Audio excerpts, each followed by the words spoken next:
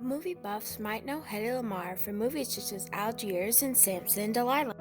But most people don't know that Hedy Lamarr was more than just a pretty face. She was a practical genius. Hedy Lamarr was often judged by her acting career, but what about her scientific? She was often judged by that face, never being acclaimed for who she was. Hedy fought with traditional gender stereotypes of her time. Most people assume beauty required no smarts and barely any knowledge or understanding of complex concepts like frequencies or communications. So who was she? Who was this secret mistress of science and screen? Who was Hedy Lamarr?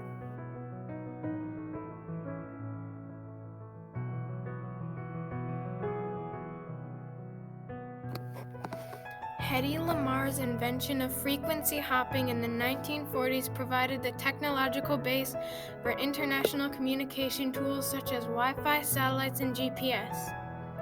In turn, this growth in technology helped the world understand the need for international communications. Hedy Lamarr was born November 9, 1914, in Vienna, Austria. Austria was an innovative country of that time, filled with inventions such as light bulbs, stoplights, light switches, trolleys, and more. And her father used to take long walks around the city. Her father pointed out how things work, like the trolley, for example. She would explain how the trolley ran on electricity, which came from the factory created by large machines. Hedy grew a fond connection with her father, but he died due to a heart attack.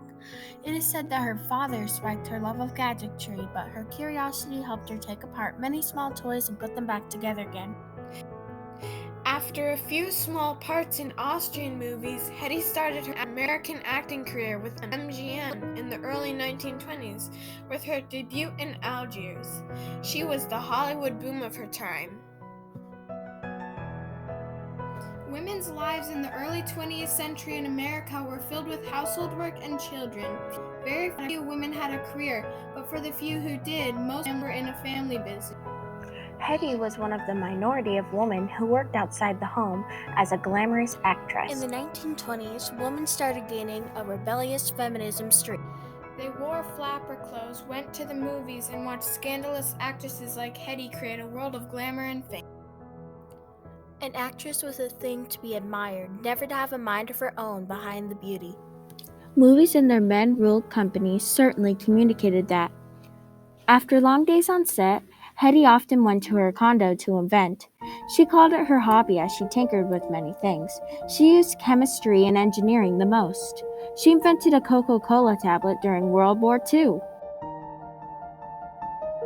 I had two chemists, Howard Hughes gave me to do that. You know, during the war, nobody had Coca-Cola, and I wanted to compress it into a tube so that servicemen and factory people, so that all they had to have is water and put it in.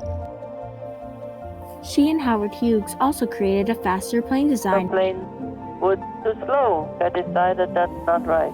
It shouldn't be square, the wing. So I bought a book of fish, and I bought a book of birds, and then used the fastest bird connected it with the fastest fish, and I drew it together and showed it to Howard Hughes, and they said, "You're a genius." And You did? Yeah. George Antheil was a contemporary pianist that used synchronized playing pianos to create music from across the room. He helped Hedy Lamarr create frequency hopping. Adolf Hitler used submarines to kill nearly 2,000 people in World War II. The most destructive weapon of the time was a torpedo, but even they had faults. Torpedoes were sent through a radio transmission underwater to attack submarines and cargo ships. When the torpedo made contact, the target exploded, potentially driving an entire fleet of ships or subs to doom and destruction. Realizing the need to better protect the U.S. fleet, Hedy and George got straight to work on the invention of frequency hopping. Hedy was inspired by handheld radios. Someone could change the channel from the other side of the room with a dialer. Hedy was intrigued. Frequency hopping called to mind to be like radios, available anywhere, anytime. Hedy and George received their patent in August 1942. Their device contained 88 channels, which was a nod to George's career as a contemporary pianist.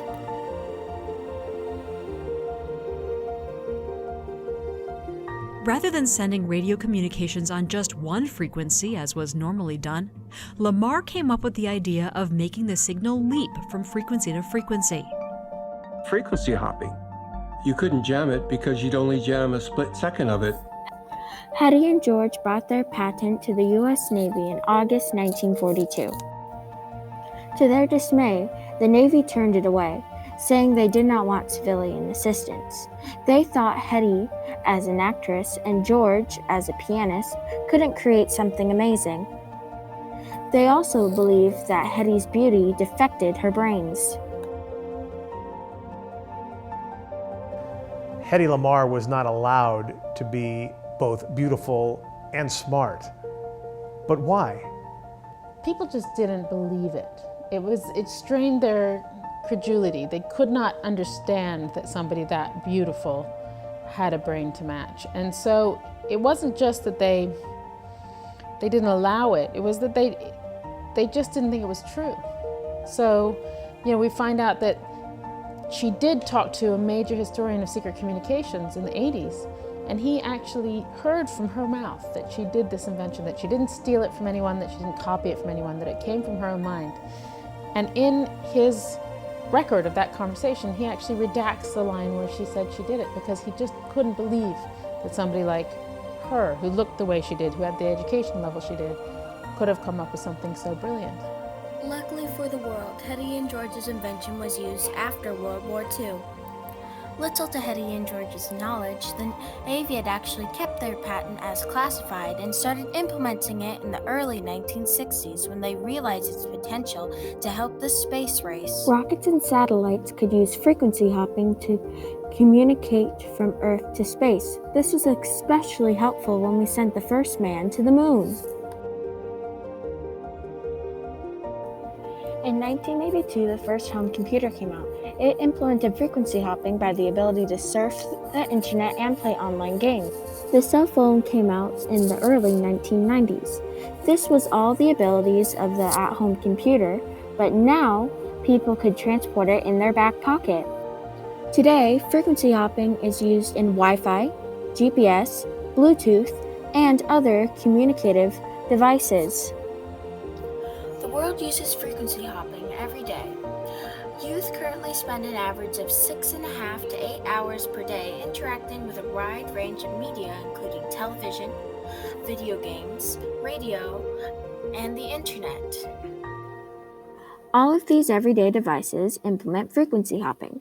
Because of frequency hopping, the world has shrunk. People can now communicate in instants with a phone. This has required people to make a global village. Everyone can connect with everyone else in this village. There's more in store too. Robots, artificial intelligence, self-driving cars, and even more. All of this is possible thanks to Hedy and George's amazing invention of frequency hopping. Hedy Lamarr helped people communicate around the world, helped the world understand that beauty doesn't define brain, and helped humanity see that the key to connection is driving focus. She was both a misunderstood feminist and a leading woman of her time. Did he say anything about me? Well, in a way.